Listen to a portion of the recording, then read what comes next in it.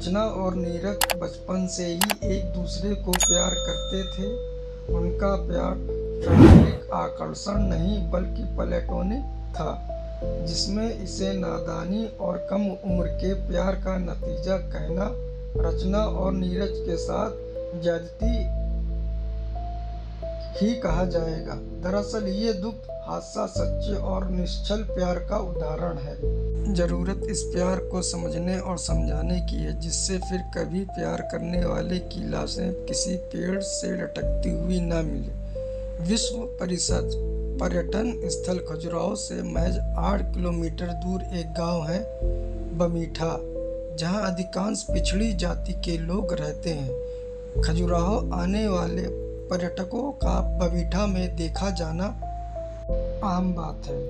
इनमें से भी अधिकतर विदेशी ही होते हैं। बमीठा से सटा गांव बाहरपुरा भी पर्यटकों की हलचल से अछूता नहीं रहता, लेकिन इस गांव में लोगों पर विदेशियों की आवाजाही का कोई खास प्रभाव नहीं पड़ता, क्योंकि वे इसके आदी हो गए हैं। भैरव पटेल बाहरपुर के नामी इज्जतदार और खाते पीते किसान हैं। कुछ दिन पहले ही उन्होंने अपनी 18 वर्षीय बेटी रचना की शादी नज़दीक के गांव हीरापुर में अपनी बराबरी की हैसियत वाले परिवार में तय कर दी थी।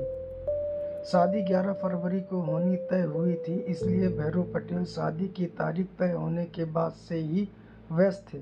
गांव में लड़की की शादी अभी भी किसी चुनौती से कम नहीं होती।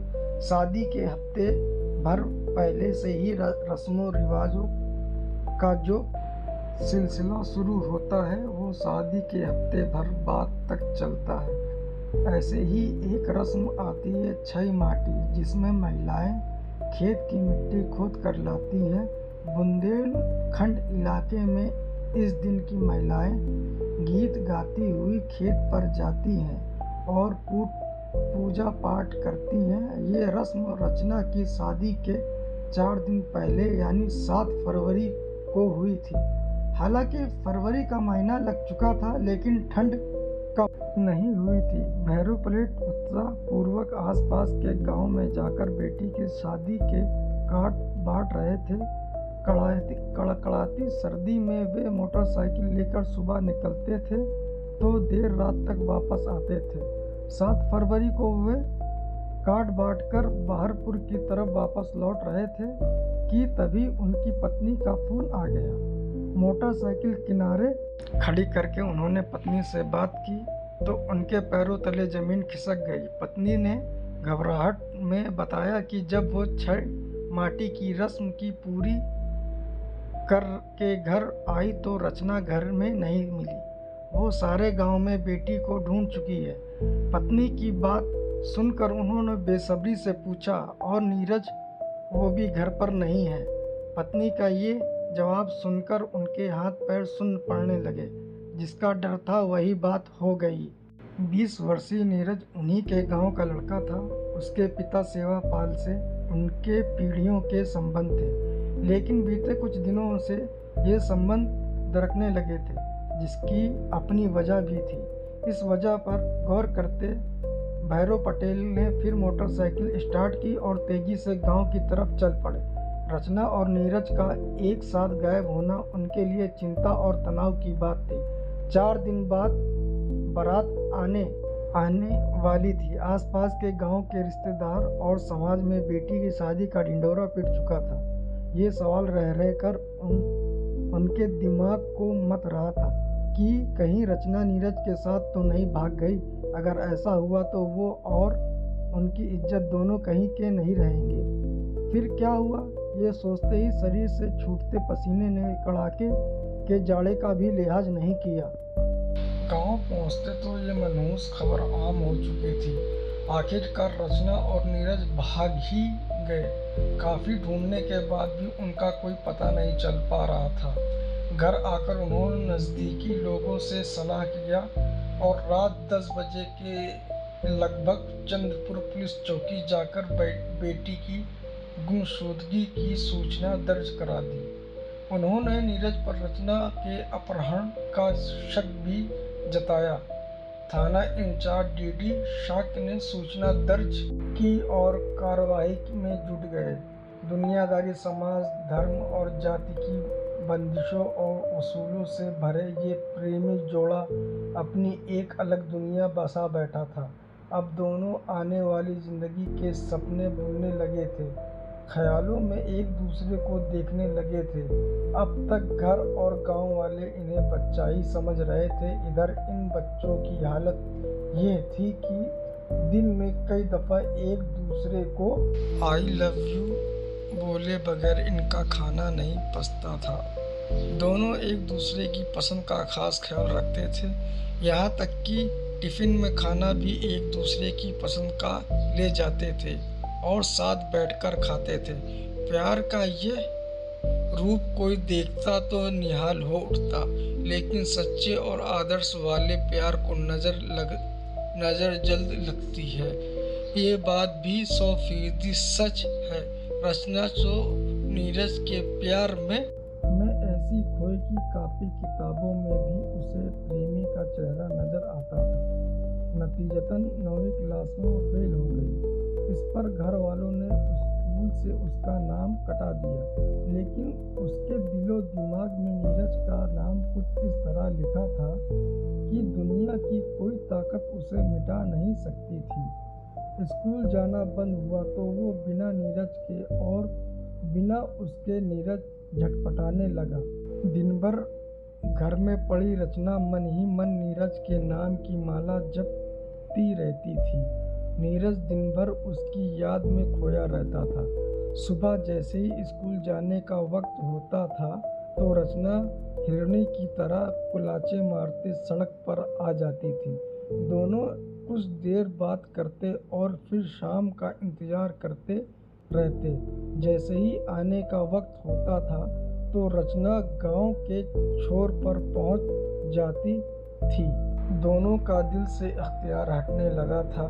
कुछ ही दिनों बाद जैसे ही नीरज बच्चों के साथ वापस आता तो दोनों खेतों में गुम हो जाते थे और सूरज ढलने तक अकेले में बैठ के एक दूसरे की बाहों में समाये दुनिया जहान की बातें करते रहते। बात छिपाने वाली नहीं थी। साथ के बच्चों ने जब उन्हें इस हालत में देखा तो बात उनसे होकर बड़ों तक पहुंचती।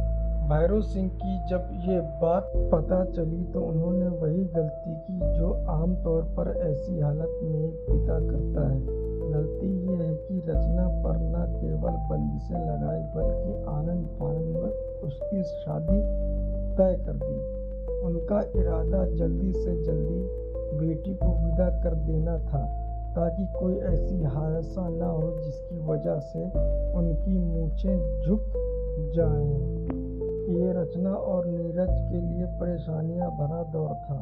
दोनों के घर वालों ने साफ तौर पर चेतावनी दे दी थी कि उनकी शादी नहीं हो सकती, लिहाजा दोनों एक दूसरे को भूल जाओ।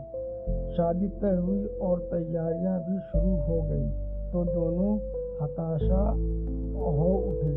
दोनों जवानी में पहला पांव रखते ही साथ जीने मरने की कसम खा चुके थे, लेकिन घर वालों से डरते और उनका लिहाज करते थे।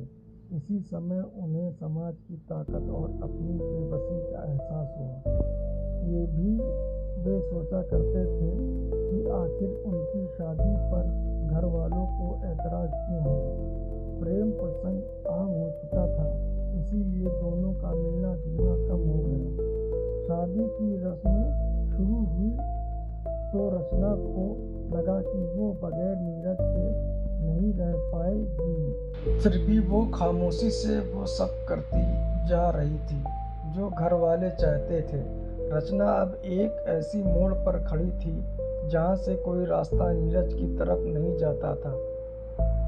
घर वालों के खिलाफ भी वह नहीं जा पा रही थी और नीरज को भी नहीं भूल पा रही थी। उसे लगने लगा था कि वो बेवफा है। ऐसे में जब मंगेतर देवेंद्र का फोन आया तो वो और भी घबरा उठी, क्योंकि इन सब बातों से अनजान देवेंद्र भी प्यार जताने हुए ये कहता रहता था कि हम दोनों अपनी सौगात 11 फरवरी को नहीं बल्कि 14 फरवरी को वैलेंटाइन डे पर मनाएंगे। नीरज के अलावा कोई और शरीर को छुए ये सोचकर ही रचना की रूह कांप उठती थी। लिहाजा उसने जी कड़ा कर एक सख्त फैसला लिया और नीरज को भी बता दिया। जिंदगी से हताश हो चले नीरज को भी लगा कि जब घर वाले साथ जीने का मौका नहीं दे रहे तो ना सही रचना के साथ मरने का हक तो नहीं छीन सकते। 7 फरवरी की दोपहर जब माँ दूसरी महिलाओं के साथ छई माटी की रस्म के लिए खेत पर गई तो रचना घर से भाग निकली। नीरज उसका इंतजार कर ही रहा था। दोनों ने आत्महत्या करने से पहले पेड़ के नीचे सुहाग रात मनाई और नीरज ने रचना की मांग में सिंदूर भी भरा। फिर दोनों एक दूसरे को गले लगाकर फंदे पर झूल गए। दोनों के शव जब पेड़ से उतारे गए तो गांव वाले गमगीन थे। जिन्होंने अभी अपनी जिंदगी जीनी शुरू भी नहीं की थी वे बेवक्त मारे गए थे। दोनों के पास से ही कोई सुसाइड नोट नहीं मिला था। पोस्टमार्टम के बाद शव घर वालों को सौंप दिए गए और दोनों एक ही शमशान घाट पर अंतिम संस्कार हुआ। प्रेमियों का इस तरह एक साथ या अलग अलग खुदकुशी कर लेना कोई नई बात नहीं है, लेकिन इस मामले से ये तो साफ हो गया कि सच्चा प्यार मर जाना पसंद करता है, जुदा होना नहीं। ऐसे प्रेमी जब परंपराएं, धर्म, जाति वगैरह की दीवारें तोड़ने में खुद को असमर्थ पाते हैं तो उनके पास सिवाय आत्महत्या के कोई भी रास्ता नहीं रह जाता। जिनकी मंशा घर वालों और समाज को उनकी गलती का एहसास कराने की भी होती है। भैरव सिंह और सेवा पाल जैसे पिता अगर वाकई बच्चों को प्यार करते होते तो उनकी इच्छा और अरमानों का सम्मान करते, उन्हें पूरा करते, लेकिन इन्हें औलाद से ज़्यादा अपने वसूल प्यारे थे, तो क्यों ना इन्हें ही दोषी माना जाए।